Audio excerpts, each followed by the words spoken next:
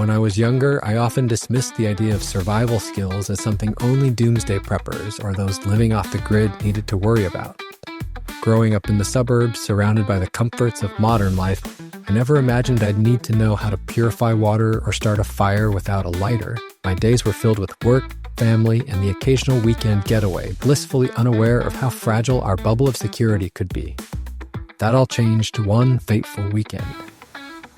My family and I decided to take a trip to a remote cabin in the woods, looking forward to disconnecting from our everyday hustle. It was meant to be a relaxing escape, a chance for us to bond and recharge.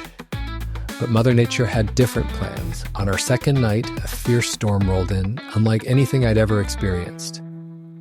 Torrential rain poured from the heavens, the wind howled with an eerie intensity, and the power flickered before plunging us into complete darkness. The roads quickly became impassable, cutting us off from the outside world. My initial panic was palpable. My heart raced as I realized how unprepared we truly were.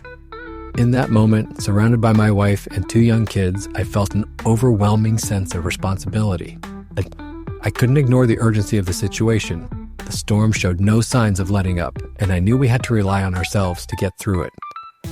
I took a deep breath, trying to calm the storm inside me, and vowed to rise to the occasion.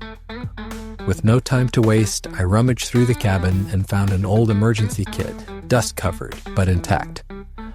It contained a few essential items: a flashlight with barely enough battery, a small first aid kit, and a manual on basic survival skills. I clung to that manual like a lifeline, determined to learn and adapt quickly.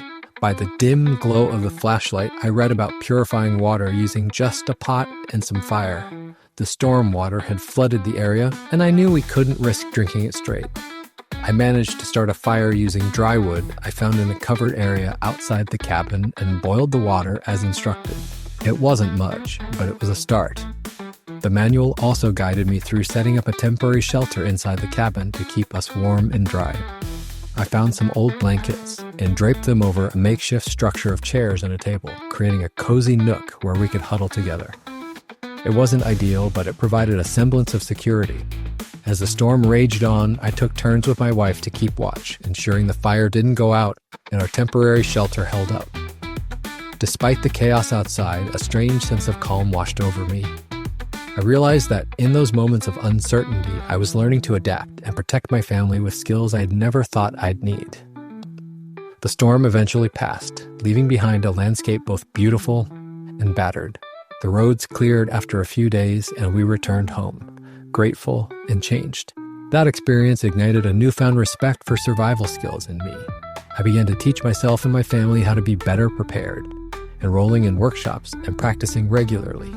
Today, I look back on that storm not as a harrowing ordeal, but as a pivotal moment in my life.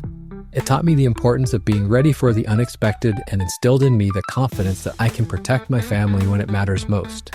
I am no longer the man who thought survival skills were unimportant. Instead, I'm a father and husband who understands the value of being prepared for whatever the future may hold.